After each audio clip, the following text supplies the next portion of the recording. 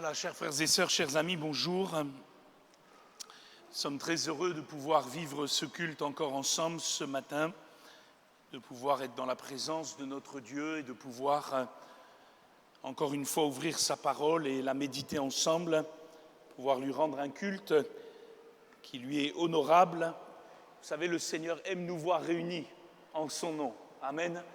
Nous aime la communion de sa présence et nous voulons encore le glorifier. Tout à l'heure, à l'issue de ce culte, ne partez pas trop vite, on veut en quelques minutes, très rapidement, 3-4 minutes, vous présenter aussi le bilan financier de l'Église au niveau de l'année 2020 écoulée en toute transparence.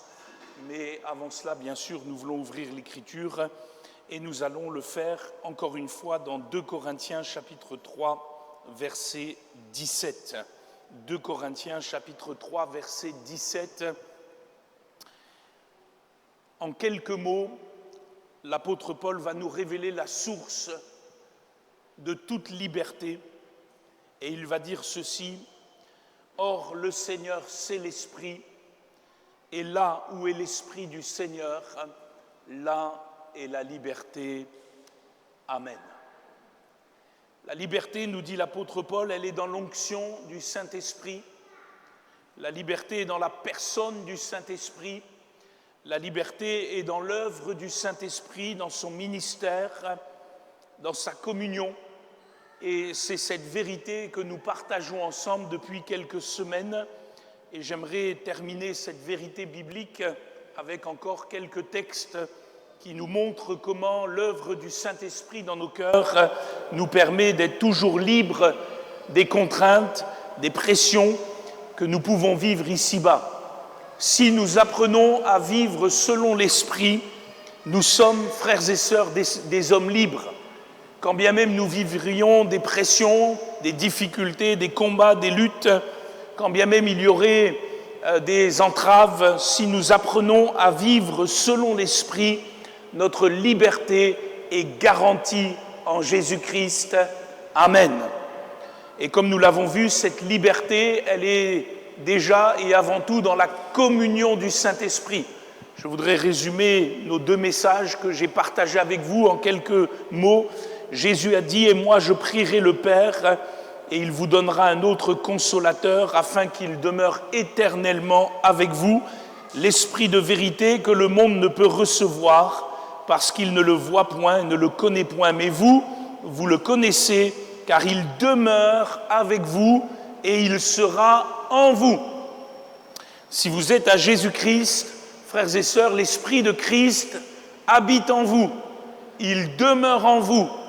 Et donc, la liberté, elle est déjà dans votre cœur. Elle est déjà dans celui qui habite en vous et qui demeure avec vous. Il vous faut entretenir cette communion avec l'Esprit, parce que de là dépend la qualité de votre liberté chrétienne. Deuxièmement, nous l'avons vu la semaine passée, cette liberté est aussi dépendante des communications du Saint-Esprit. Jésus va dire que le Saint-Esprit va prendre de ce qui est à lui et va nous le donner. Il va nous rappeler tout ce que Jésus a dit.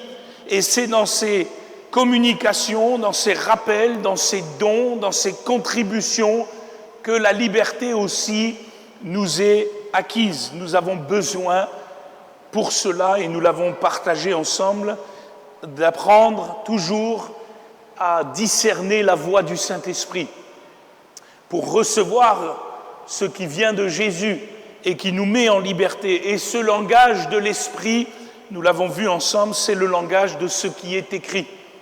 Puisque l'Esprit a inspiré la parole de Dieu, puisque l'Esprit est un autre consolateur à l'image de Jésus, il partage la même nature et les mêmes attributs, et puisque Christ et les Écritures ne forment qu'un, alors, quand le Saint-Esprit parle, il nous rappelle ce qui est écrit. Et ces communications-là, frères et sœurs, elles nous mettent en liberté. C'est ce que dira Jacques dans son épître: celui qui aura plongé les regards dans la loi parfaite, la loi de la liberté, dira-t-il, et qui aura persévéré, n'étant pas un auditeur oublieux, mais se mettant à l'œuvre, celui-là sera heureux dans son activité. Sans trahir le texte, nous pouvons dire celui-là sera libre dans son activité, dans sa vie. Il sera libre dans ce qu'il traverse parce qu'il aura plongé ses regards dans la loi de la liberté qui est la loi de l'Esprit de Christ. Je vais terminer en parlant des deux derniers moyens que le Saint-Esprit utilise pour garantir cette liberté de cœur, cette liberté intérieure. C'est sa conduite et sa compassion. Et ce matin, nous allons voir plusieurs textes de l'apôtre Paul. Et le premier se trouve dans la lettre aux Galates, au chapitre 5, au verset 1er, puis à partir du verset 13. Nous allons lire déjà ce premier passage, puis nous lirons aussi un passage dans l'épître aux Romains. Et l'apôtre Paul, vous allez voir, c'est l'apôtre de la liberté chrétienne. C'est l'apôtre de la grâce, c'est l'apôtre de la foi, mais c'est aussi l'apôtre de la liberté. Lui, il sait ce que c'est qu'être esclave de la loi. Avant de rencontrer Christ, il était dominé par les contraintes de la loi et de ses pères. Il dira dans le judaïsme, j'étais premier parmi les premiers, mais finalement cela ne l'a pas libéré dans son cœur, bien au contraire, puisqu'il était violent, persécutait l'Église. Mais quand Christ est venu dans sa vie, la liberté a été acquise. Et il a servi le Seigneur plein de grâce, plein d'amour. Et il va dire ceci donc dans Galates 5:1, « C'est pour la liberté que Christ nous a affranchis. Demeurez donc fermes et ne vous laissez pas mettre de nouveau sous le joug de la servitude. » On va au verset 13 du même chapitre. « Frères, vous avez été appelés à la liberté. Seulement ne faites pas de cette liberté un prétexte de vivre selon la chair, mais rendez-vous par la charité serviteurs les uns des autres. Car toute la loi est accomplie dans une seule parole, dans celle-ci, tu aimeras ton prochain comme toi-même. Mais si vous vous mordez et vous dévorez les uns les autres, prenez garde que vous ne soyez détruits les uns par les autres. Je dis donc, marchez selon l'esprit et vous n'accomplirez pas les désirs de la chair. Car la chair a des désirs contraires à ceux de l'esprit et l'esprit en a de contraires à ceux de la chair. Ils sont opposés entre eux afin que vous ne fassiez point ce que vous voudriez. Si vous êtes conduits par l'esprit, vous n'êtes point sous la loi.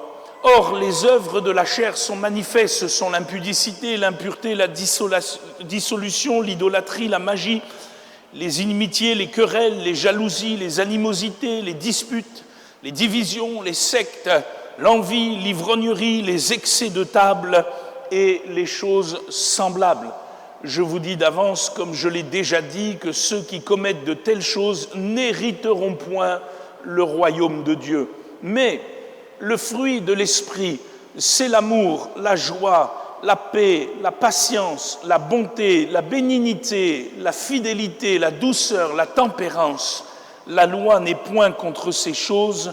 Ceux qui sont à Jésus-Christ ont crucifié la chair avec ses passions et ses désirs.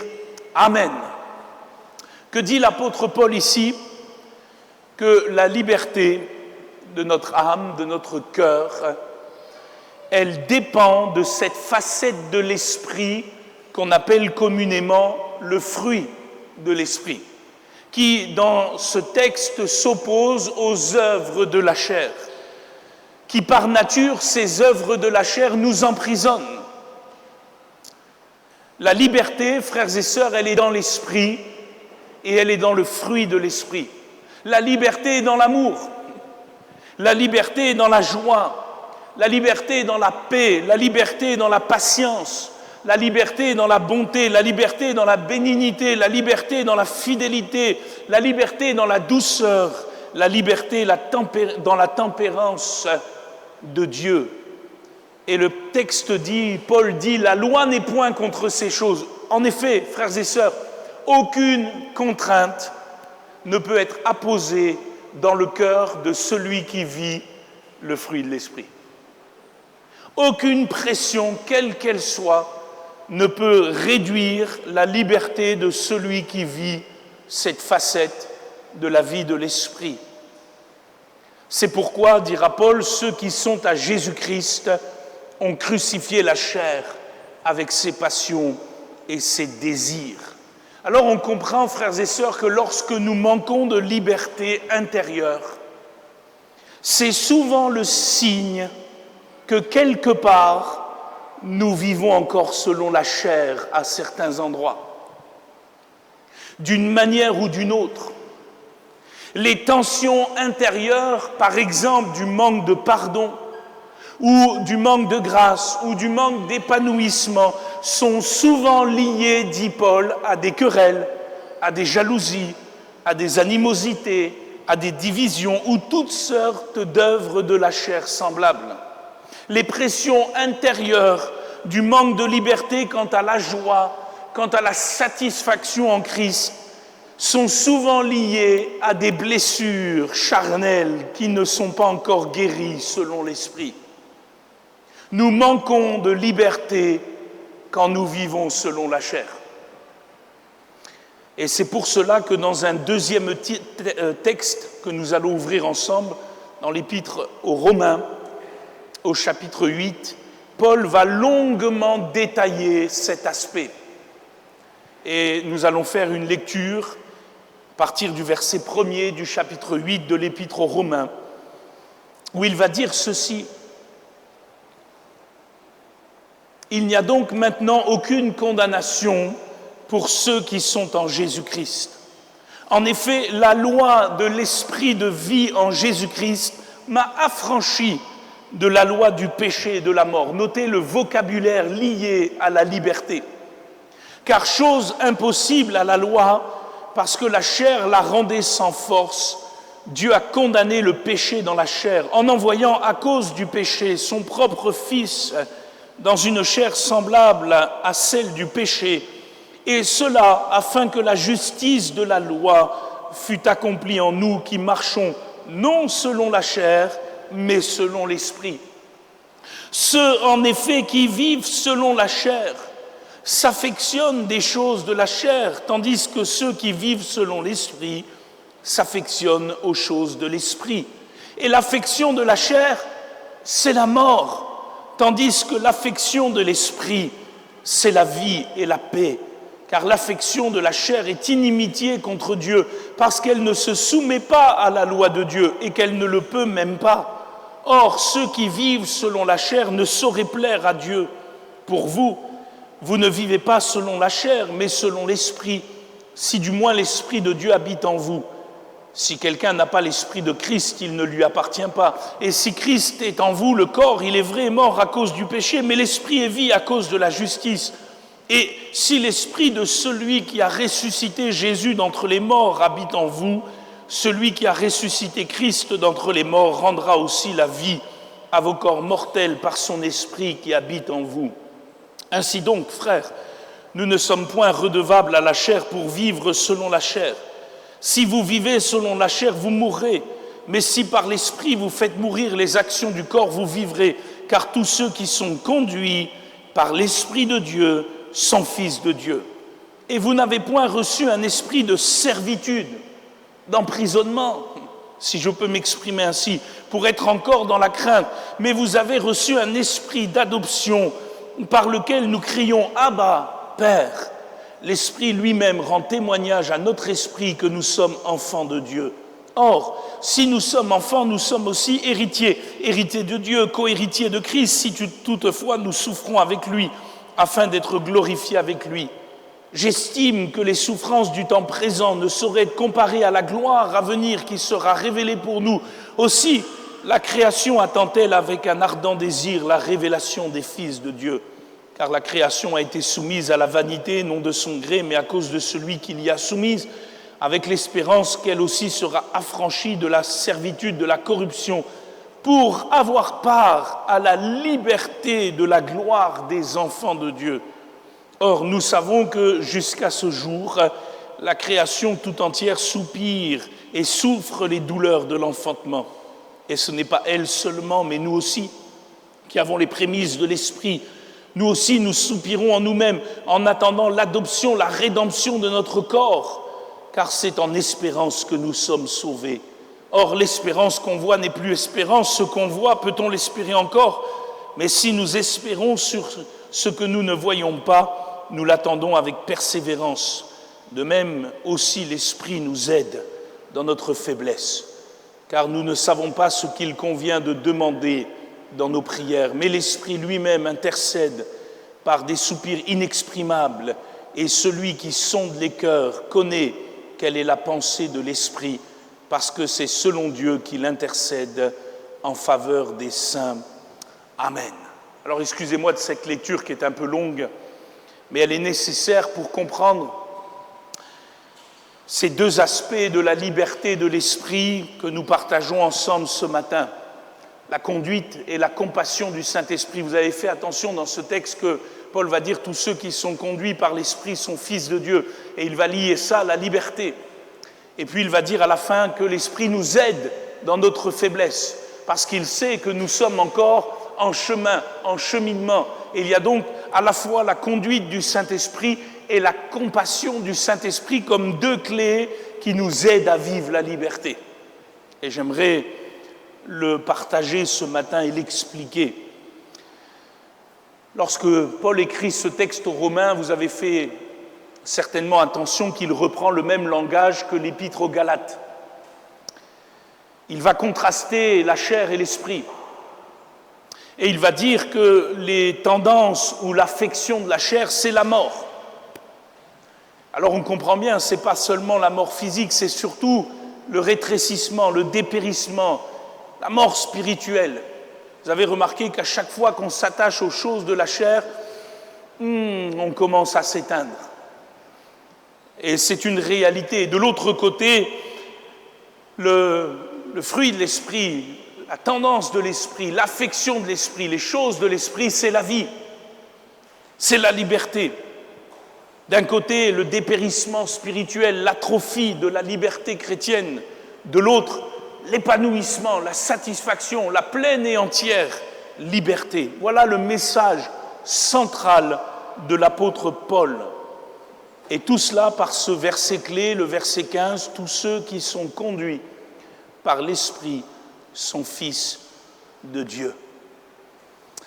Et nous voyons finalement dans ces deux passages importants de la liberté chrétienne, que ce soit Galates 5 ou Romains 8, que ce qui va faire toute la différence, frères et sœurs, dans notre vie, ce qui va faire toute la différence dans notre cœur, dans notre esprit, dans notre âme, malgré les contraintes d'ici-bas, malgré les pressions d'ici-bas, malgré les épreuves d'ici-bas, ce qui va faire la grande différence, c'est un tout petit mot de 5 lettres, l'adverbe « selon ».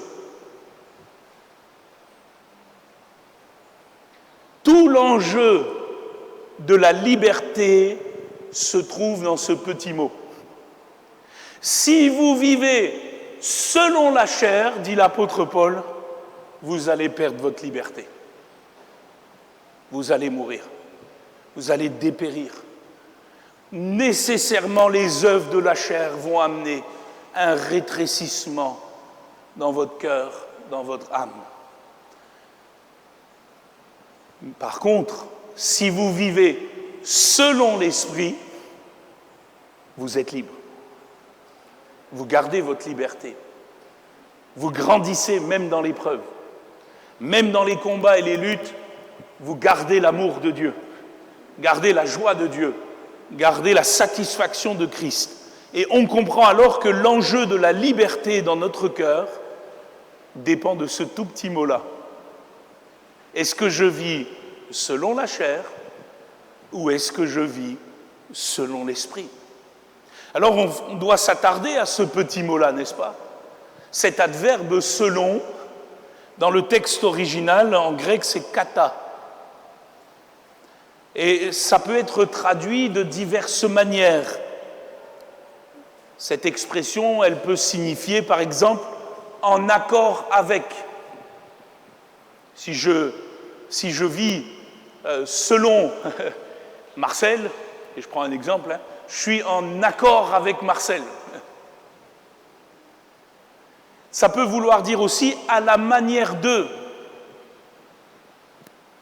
On on le comprend, la mode, c'est selon quelqu'un, selon quelque chose, selon une coutume, selon une tradition, à la manière d'eux. Et puis ça peut vouloir dire aussi en soumission à.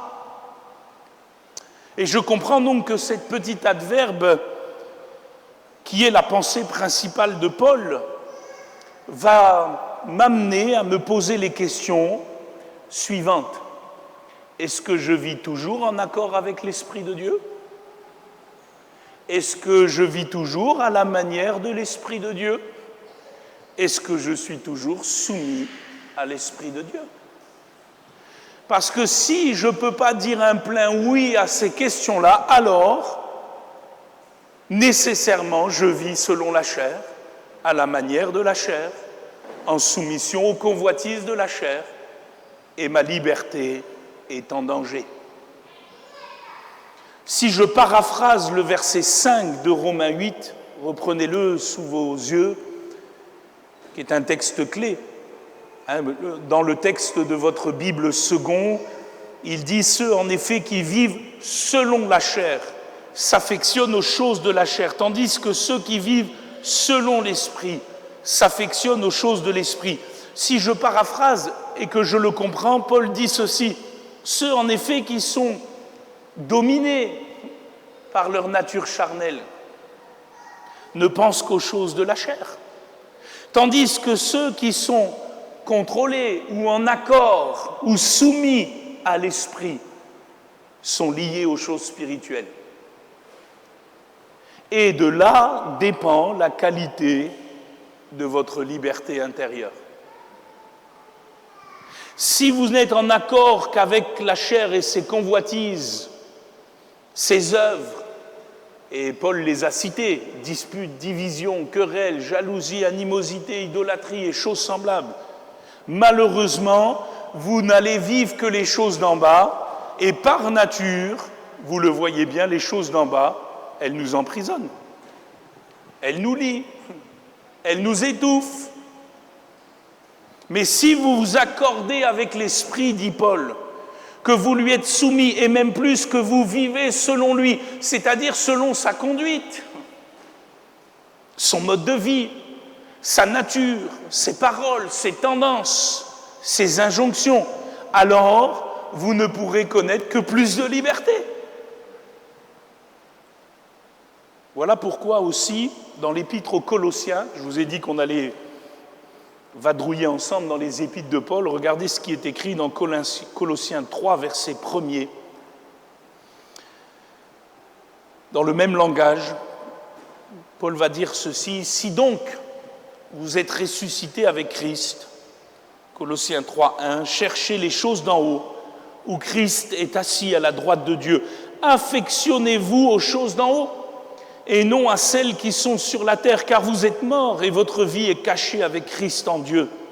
Quand Christ, votre vie, paraîtra, alors vous paraîtrez aussi avec lui dans la gloire. Faites donc mourir les membres qui sont sur la terre, l'impudicité, l'impureté, les passions, les mauvais désirs, la cupidité, qui est une idolâtrie. C'est à cause de ces choses que la colère de Dieu vient sur les fils de la rébellion, parmi lesquels vous marchiez autrefois, lorsque vous viviez dans ces péchés. Mais maintenant, renoncez à toutes ces choses, à la colère, à l'animosité, à la méchanceté, à la calomnie, aux paroles déshonnêtes qui pourraient sortir de votre bouche.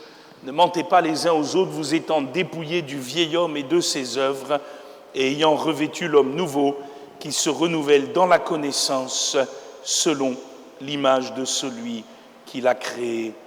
Amen. Et cet homme nouveau, c'est un homme libre.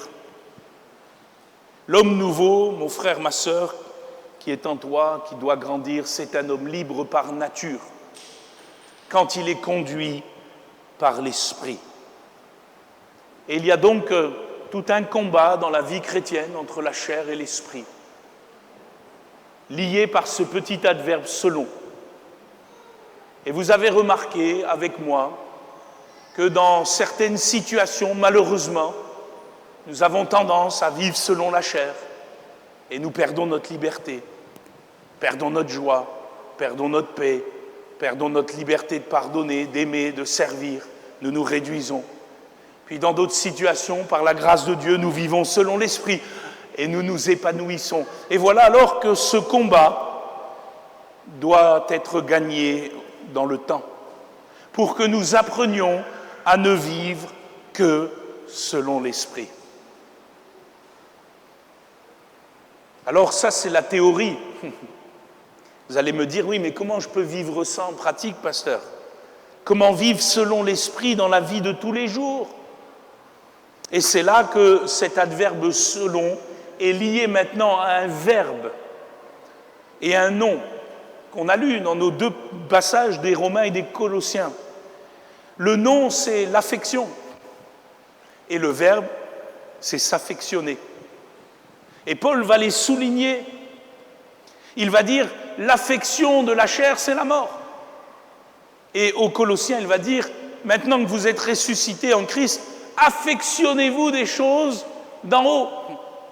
Et on comprend bien que pour vivre selon l'Esprit, il y a ce verbe, il faut s'affectionner aux choses de l'Esprit, aux choses d'en haut. Pourquoi? Paul le dit aux Colossiens, nous ne sommes plus des gens d'en bas, nous avons été ressuscités avec Christ. Oh, il est vrai, nous vivons encore dans ce corps mortel, les deux pieds sur la terre, mais notre âme est déjà ressuscitée en Christ. Et l'Église est déjà assise dans les lieux célestes. Elle doit donc s'affectionner aux choses d'en haut. Nous ne sommes plus des gens de la Jérusalem d'en bas, dira Paul dans un autre texte de Galates 4, verset 21, à la fin du chapitre 4. Nous sommes des gens de la Jérusalem d'en haut. Et si vous faites attention à ce texte, vous le relirez peut-être chez vous, Galates 4, verset 21 à 5, verset 1er, c'est le texte qui précède notre toute première lecture. Paul va faire le contraste par une allégorie entre Agar et Sarah, entre les choses d'en bas, la Jérusalem d'en bas, qui est liée, qui est esclave, qui n'est pas libre, et les choses d'en haut, la Sion céleste, où tout est liberté. Et il va dire à l'Église que nous, en Christ, nous ne sommes plus esclaves. Nous ne sommes plus liés à la Jérusalem d'en bas. Nous sommes liés à la Jérusalem d'en haut. Ça signifie que, par nature, cet homme nouveau, ce corps nouveau que nous formons en Christ, frères et sœurs, il est lié à l'Esprit de Christ. Et c'est à mesure où nous laissons la conduite du Saint-Esprit nous diriger, excusez-moi le verbe, nous dominer, que nous pouvons être de plus en plus libres. Frères et sœurs, la liberté est dans l'onction de l'Esprit.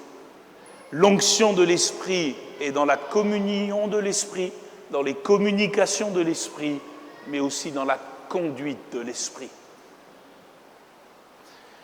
C'est pourquoi heureux celles et ceux qui s'affectionnent des choses d'en haut, qui les recherchent, qui les comprennent, qui vibrent à ces choses d'en haut, ces choses qui demeurent, qui garantissent en tout temps et en toutes circonstances la liberté glorieuse des enfants de Dieu. Paul disait, il y a 3 choses qui demeurent, la foi, l'amour et l'espérance. Et la plus grande, c'est l'amour.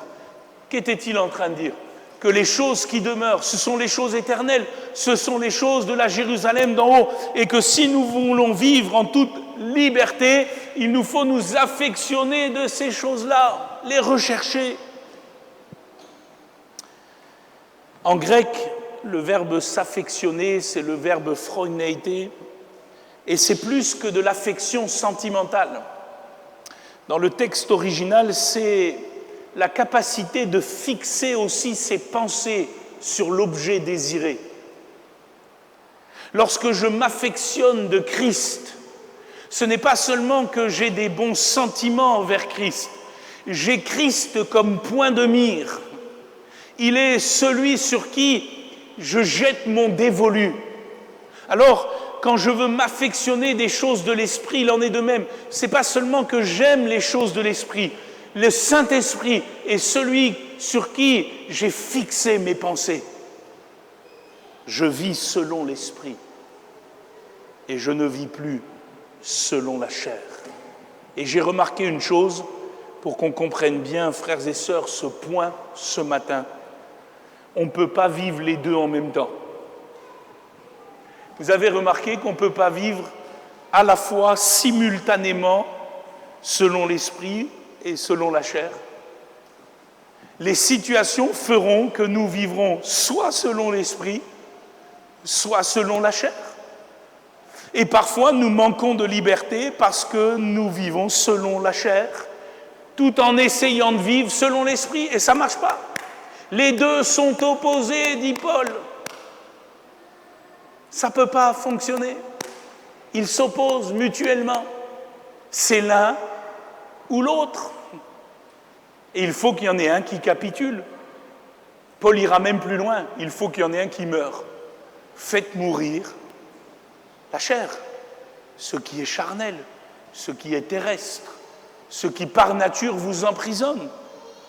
Et voilà la clé pour la liberté chrétienne. Est-ce que tu vis selon la chair? Dans la situation que tu traverses? Dans ton manque de liberté? Est-ce que tu vis selon la chair ou selon l'esprit?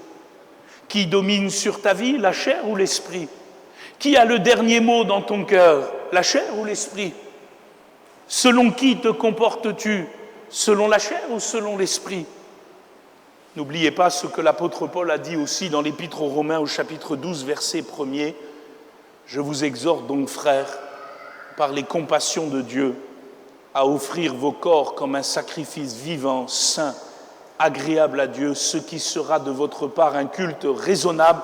Ne vous conformez pas au siècle présent, mais soyez transformés par le renouvellement de l'intelligence, afin que vous discerniez quelle est la volonté de Dieu, ce qui est bon, agréable et parfait. Amen. Et ici, nous avons un autre verbe qui nous permet encore plus de comprendre ce que nous partageons ce matin. Se conformer, s'affectionner, se conformer, vivre selon. Voilà la pensée de l'apôtre Paul. Se conformer. Vous savez, littéralement, c'est mouler. Il y a des sœurs qui utilisent des moules pour faire des gâteaux ici. Oui, hein. Il y a des frères aussi, hein. C'est des bons pâtissiers. Hein. N'hésitez pas, hein, moi j'aime bien. Donc, on utilise un moule. Et quand on est avec les enfants, souvent on prend un moule qui ont des formes. On va mouler les choses pour qu'il y ait une ressemblance. Et c'est ce verbe que Paul emploie. Est-ce que vous êtes, excusez-moi, moulé selon la chair ou moulé selon l'esprit? À qui vous conformez-vous? Aux convoitises de la chair de ce siècle présent, mais vous allez perdre votre liberté, vous allez mourir? Vous allez faire comme tous ces gens qui sont esclaves et qui sont dominés par leur passion? Ou est-ce que vous êtes conforme à l'esprit, moulé selon l'esprit? C'est une pensée qui est forte, n'est-ce pas? Et vous avez remarqué que pour mouler quelque chose, il faut de la pression.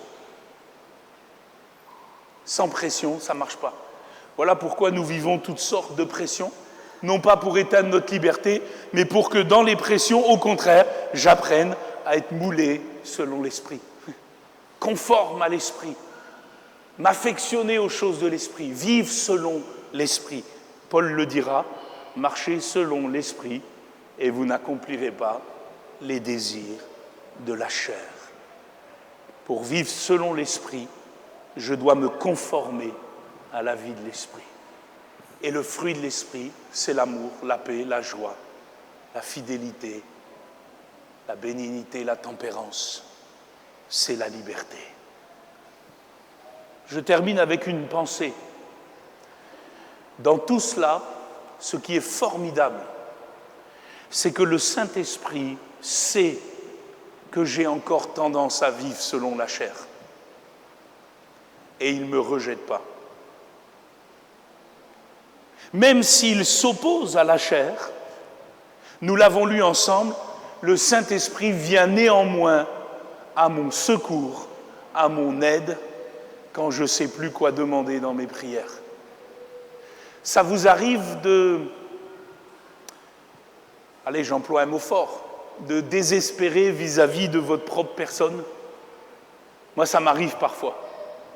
Certaines situations On est tous les mêmes, hein. On peut se parler les yeux dans les yeux ce matin. Il y a certaines situations, ah Philippe, ça c'était selon la chair. Puis vous vous regardez dans le miroir de la parole de Dieu, aïe, aïe, aïe. Parce que vous voyez la gloire de Christ, vous vous voyez encore avec vos faiblesses, avec vos manquements, avec vos défaillances, avec parfois votre incapacité à vivre selon l'esprit malgré votre bonne volonté. Et il y aurait de quoi perdre courage, n'est-ce pas? Et ce qui est extraordinaire, c'est que dans ces choses-là, dans ce combat intérieur, si personnel, si intime, le Saint-Esprit vient dans sa compassion. Oui, il y a sa conduite, mais il y a aussi sa compassion. Parce que le Saint-Esprit est aussi le Dieu de la compassion. Et il vient au secours de notre faiblesse. Il connaît nos défaillances, il connaît nos manquements, il sait que nous ne sommes pas encore arrivés, il sait que nous courons dans la carrière qui nous a été ouverte et qu'il nous faut rejeter le péché qui nous enveloppe si facilement. Il sait que parfois nous trébuchons et que nous avons du mal à vivre selon lui, il le sait. Et face à cela, il n'oppose pas une fin de non-recevoir. Comme Jésus, le Saint-Esprit vient à notre aide. Et vous savez ce qu'il fait, le Saint-Esprit? Il vient à ce moment-là, il nous dit, tu vois, tu n'es pas encore comme cela. Quand tu contemples le miroir de la parole de Dieu, tu vois encore tes faiblesses. Mais il nous chuchote à l'oreille, hein, je paraphrase, il dit, mais arrête de te regarder toi, regarde Jésus, à qui je vais te faire ressembler. Et c'est ce que Paul dit dans 2 Corinthiens 3, 17. Reprenez avec moi ce texte, notre texte de base. Il dit ceci, 2 Corinthiens 3, 17 et 18. Or, le Seigneur, c'est l'Esprit. Et là où est l'Esprit du Seigneur, là est la liberté. Nous tous, qui le visage découvert, contemplons comme dans un miroir la gloire du Seigneur. Nous sommes transformés en la même image, de gloire en gloire, par le Seigneur, l'Esprit. Amen. Oui, parfois quand je regarde le miroir de la parole de Dieu et que je m'analyse face à ce combat de la chair et de l'esprit, je dis, Seigneur, malheur à moi, qui me délivrera de ce corps mortel ? Puis le Saint-Esprit vient dans sa compassion. Puis il me dit, tu ne veux pas regarder dans le miroir la gloire de Jésus? Parce que c'est celle à laquelle je vais te faire ressembler. Si tu acceptes mon ministère, si tu acceptes ma conduite, si tu acceptes même mes corrections, je vais te faire ressembler à Christ. Et nous l'avons dit ensemble, Jésus, c'est l'homme libre par excellence. Et frères et sœurs, c'est, excusez-moi, c'est du pain béni pour notre âme. Quand nous sommes parfois désespérés avec notre propre vie, nous disons, Seigneur, viens à mon aide. Et le Saint-Esprit vient. Vous comprenez pourquoi Jésus a dit ceci dans Jean 16, verset 7 ? Il va dire ceci, « Il vous est avantageux que je m'en aille. Car si je ne m'en vais pas, le Consolateur ne viendra pas vers vous. Mais si je m'en vais, je vous l'enverrai. » Frères et sœurs, le Saint-Esprit, c'est le Consolateur de Dieu. Oui, il s'oppose aux œuvres de la chair. Oui, il s'oppose aux tendances de la chair. Oui, il s'oppose aux affections de la chair. Oui, il nous dit non quand c'est les œuvres de la chair. Mais il vient nous consoler. Il vient avec sa compassion pour que nous puissions vivre ce processus de sanctification et de liberté dans la paix. C'est ce que Paul dira dans 1 Thessaloniciens 5, versets 23 et 24. Il dira que le Dieu de paix vous sanctifie lui-même tout entier et que tout votre être, l'esprit, l'âme et le corps soit conservée irrépréhensible lors de l'avènement de notre Seigneur Jésus-Christ. Celui qui vous a appelé est fidèle et c'est lui qui le fera. Amen. Or, le Seigneur, c'est l'Esprit. Et là où est l'Esprit du Seigneur, là est la liberté. Je veux terminer cette série de messages. Je me suis demandé comment conclure cette série de messages sur la liberté de l'esprit. Et j'ai retenu une parole d'un jeune homme dans les Écritures. Vous savez, les jeunes, parfois ils disent des bêtises, mais parfois ils disent des choses sensées. Et il y a un jeune homme dans l'Écriture qui a dit une chose sensée à Job. Il ne faisait pas partie des 3 amis. Il est venu après. Un certain Élihu.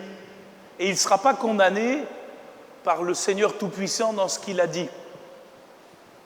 Et il va dire quelque chose d'inspiré, à mon avis, à Job. Vous savez, Job qui était bien éprouvé, qui manquait de liberté, qui suffoquait, qui avait besoin de retrouver son souffle.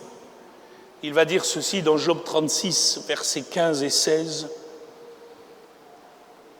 Et c'est la conclusion que je vous laisse.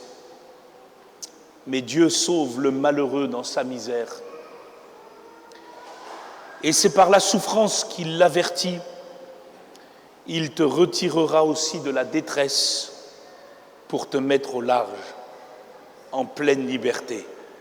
Et ta table sera chargée de mets succulents. Amen. Et ici, Élihu va laisser une promesse sur le cœur de Job. Job qui était réduit dans sa liberté, dans son cœur, à cause de la multitude de ses frustrations, de ses questions, de ses interrogations. Oui, on peut dire à ce moment-là, Job était quelque peu tenté de vivre selon la chair, selon ses pensées, selon ses interrogations, selon ses questions. Et on voit qu'il suffoque, on voit qu'il manque de liberté. Mais Élihu lui fait une promesse de la part de Dieu. Et Dieu n'est pas un homme pour mentir. Et il va lui dire, mais Dieu sauve le malheureux dans sa misère, et c'est par la souffrance qu'il l'avertit. Il te retirera aussi de la détresse pour te mettre au large, en pleine liberté, et ta table sera chargée de mets succulents. Amen. Mon frère, ma sœur, Dieu veut que tu sois libre. Libre dans ton cœur, libre dans ton esprit, libre dans ta pensée. Et cela ne peut se vivre que par la communion, les communications, la conduite et la compassion du Saint-Esprit. Je te dirai, mon frère, ma sœur, apprends de plus en plus à vivre selon l'Esprit. Et tu seras béni. Là où est l'Esprit du Seigneur, là est la liberté. Amen. Nous te rendons grâce, notre Dieu, notre Père. Nous te bénissons ensemble, Seigneur, pour ta présence. Nous te louons pour ta parole. Tu as tout révélé dans les Écritures.